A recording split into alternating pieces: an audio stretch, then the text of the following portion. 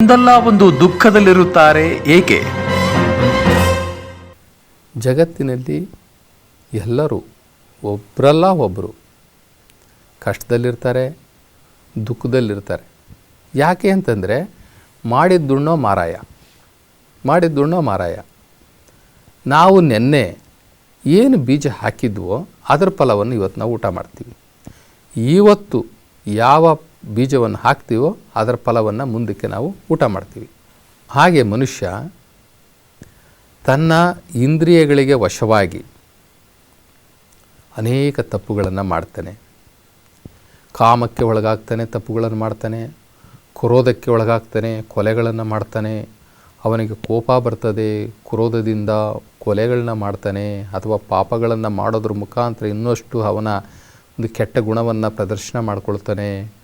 ಅಸೂಯೆ ಬೀಳ್ಕೊಳ್ತಾನೆ. ಅಸೂಯೆ ಬಿದ್ದು ಜಿದ್ದನ್ನು ಕಟ್ಕೊಳ್ತಾನೆ. ಆ ಜಿದ್ದನ್ನು ಸಾಧಿಸ್ತಾನೆ. ಆಮೇಲೆ ಅವನಿಗೆ ಆ ಹಾಸ್ಯಗಳು ಬೆನ್ನತ್ತಾನೆ. ಹಾಸ್ಯಗಳಂತೂ ಇವನ್ನ ಹುಚ್ಚು ಕುದುರೆ ಥರ ಓಡಿಸ್ಕೊಂಡು ಹೋಗ್ತಾ ಇರ್ತವೆ ಹಾಸ್ಯಗಳು ಅಂತಕ್ಕಂಥದ್ದು. ಆ ಹಾಸ್ಯಗಳು ಯಾರು ಬೆನ್ನೆತ್ತಾರೋ ಅವರಿಗೆ ತೃಪ್ತಿ ಅಂತಕ್ಕಂಥದ್ದು ಇರುವುದೇ ಇಲ್ಲ.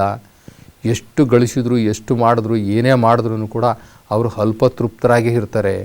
ಒಂದು ಮನೆ ಇರೋ ಜಾಗಕ್ಕೆ 2 ಮನೆ ಕಟ್ತಾರೆ, 2 ಇರೋತಕ್ಕೆ 3 ಕಟ್ತಾರೆ, 3 ಇರೋತ್ತು 4 ಕಟ್ತಾರೆ. 10,000 ರೂಪಾಯಿ ಬಾಡಿಗೆ ಬರ್ತಾ ಇದೆ, 1 ಲಕ್ಷಕ್ಕೆ ಹೆಂಗೆ ತೊಗೊಂಡೋಗುತ್ತೋ ಅಂತ ಯೋಚನೆ ಮಾಡ್ತಾರೆ.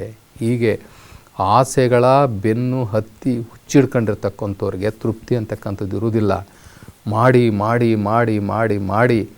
ಆ ಮಾಡುವಂತಹ ಮಧ್ಯದಲ್ಲಿ ಅನೇಕ ಮೋಸದ ಆಟಗಳು ನಡೆದೋಗ್ಬಿಡ್ತವೆ.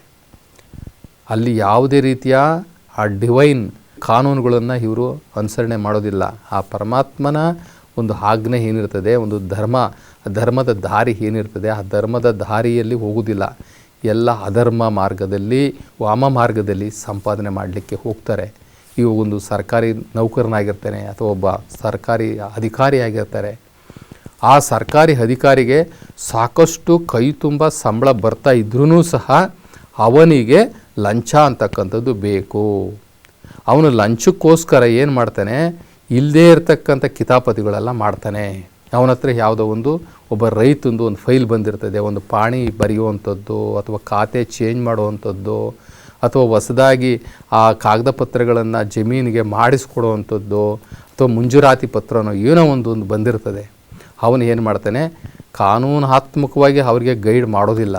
ಅವನೇನು ಮಾಡ್ತಾನೆ ಅಂದರೆ, ನೀನು ಲಂಚ ಕೊಡು, ನೀನು ಕೆಲಸ ಮಾಡಿಕೊಡ್ತೀನಿ. ನೀನು ಲಂಚ ಕೊಡಲಿಲ್ಲ ಅಂತಂದರೆ ನಾನು ಇಲ್ಲ ಸಲ್ಲದಂಥ ಅಬ್ಜೆಕ್ಷನ್ಗಳು ಹಾಕ್ತೀನಿ ಅಂತೇಳಿ ಅಬ್ಜೆಕ್ಷನ್ಗಳು ಹಾಕಿ ಅವನ್ನ ಆಲಿಸಿ ಅವನಿಂದ ಒಂದಷ್ಟು ಹಣವನ್ನು ಸಂಗ್ರಹಣೆ ಮಾಡ್ತಾನೆ.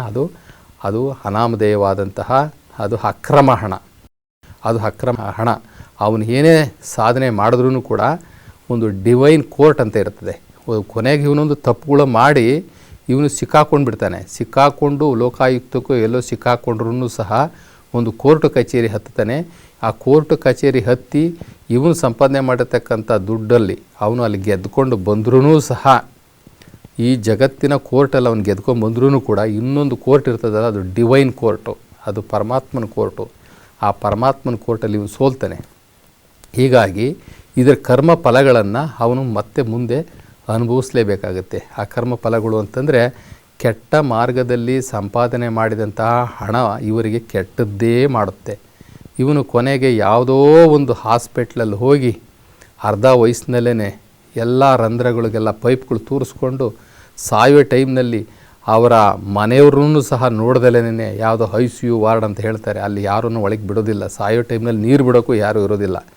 ಕೊನೆ ಗಳಿಗೆನಲ್ಲಿ ಅವ್ರಿಗೆ ಹೇಳಬೇಕಾದ್ದನ್ನು ಹೇಳೋಕ್ಕೂ ಕೂಡ ಹತ್ತಿರದಲ್ಲಿ ಅವ್ರು ಯಾರೋ ಸಂಬಂಧಿಗಳಿರೋದಿಲ್ಲ. ಅಂಥ ಪರಿಸ್ಥಿತಿನಲ್ಲಿ ಅವರು ಸಾವನ್ನು ಹಪ್ಪಿಬಿಡ್ತಾರೆ. ಹೀಗೆ ಮನುಷ್ಯ ಆ ಹುಚ್ಚು ಕುದುರೆ, ಆಸೆಗಳೆಂಬ ಹುಚ್ಚು ಕುದುರೆ, ಆಮೇಲೆ ಅನೇಕ ಕ್ರೋಧ, ಮೋಹ, ಮದಮತ್ಸರಾದಿಗಳ ಹಿಂದೆ ಬಿದ್ದು ಅವನು ಸುಖ ದುಃಖ ಎಲ್ಲವನ್ನು ಕೂಡ ಮಿಕ್ಸ್ ಮಾಡಿಕೊಂಡು ಅನೇಕ ದುಃಖದಲ್ಲೇ ಜೀವನವನ್ನು ಕಳೀತಾನೆ. ಕೊನೆಗೆ ಏನಾಗುತ್ತೆ ಅಂತಂದರೆ ಅವನು ಈ ಎಲ್ಲ ಪಾಪದ ಫಲವಾಗಿ ಮತ್ತೆ ಈ ಭೂಮಿಯ ಮೇಲೆ ಮರುಜನ್ಮ ಪಡ್ಕೊಳ್ತಾನೆ. ಇವಾಗ ಅವನು ದೊಡ್ಡ ಸಾಹುಕಾರ ಇರಬಹುದು, ಆದರೆ ಮುಂದಿನ ಜನ್ಮ ಅವನಿಗೆ ಏನಾಗುತ್ತೆ ಅಂತಂದರೆ ಒಂದು ನಿರ್ಗತಿಕ ಬಡವ ಅಂಗವಿಕಲನಾಗಿ ಹುಟ್ಟಿದ್ರೂ ಕೂಡ ಏನೂ ತಪ್ಪಿಲ್ಲ. ಹೀಗೆ ಪರಮಾತ್ಮ ಅದಕ್ಕೆ ತಕ್ಕಾದಂಥ ಶಿಕ್ಷೆಯನ್ನು ಕೊಟ್ಟೇ ಕೊಡ್ತಾನೆ. ಒಳ್ಳೆಯವರಿಗೆ ಅವನು ಒಳ್ಳೆ ಮಾರ್ಗದಲ್ಲಿ ಬಂದಂತಹ ಒಳ್ಳೆ ಪವಿತ್ರಾತ್ಮಗಳು ಇದ್ದರೆ ಆ ಪವಿತ್ರಾತ್ಮಗಳನ್ನು ಪರಮಾತ್ಮ ಕೈ ಹಿಡಿದು ಎತ್ಕೊಳ್ತಾನೆ. ಇದು ಎಲ್ಲರೂ ಕೂಡ ಈ ಜಗತ್ತಿನಲ್ಲಿ ಅನುಭವಿಸ್ತಾ ಇರ್ತಕ್ಕಂಥ ಕಷ್ಟಗಳ ದುಃಖಗಳ ಒಂದು ಕೂಟ. ಇದೊಂದು ಪ್ರಪಂಚನೇ, ಈ ಮಾನವ ಲೋಕ ಅಂತಕ್ಕಂಥದ್ದೇ ಒಂದು ಜೈಲಿದ್ದ ಹಾಗೆ. ಈ ಜೈಲಿನಲ್ಲಿ ಜೈಲಿನಲ್ಲಿ ಯಾರು ಇರ್ತಾರೆ? ಎಲ್ಲ ಅಪರಾಧಿಗಳೇ. ಹೀಗೆ ಈ ಭೂಮಿ ಮೇಲೆ ಇರ್ತಕ್ಕಂಥವ್ರು ಎಲ್ಲರೂ ಸಹ ಅಪರಾಧಿಗಳೇ, ಪಾಪಿಗಳೇ. ಆದರೆ ಇಲ್ಲಿ ಪಾಪಿಗಳು ಪಾವನವಾಗುವಂಥ ಅವಕಾಶವೂ ಸಹ ಇಲ್ಲಿರ್ತದೆ.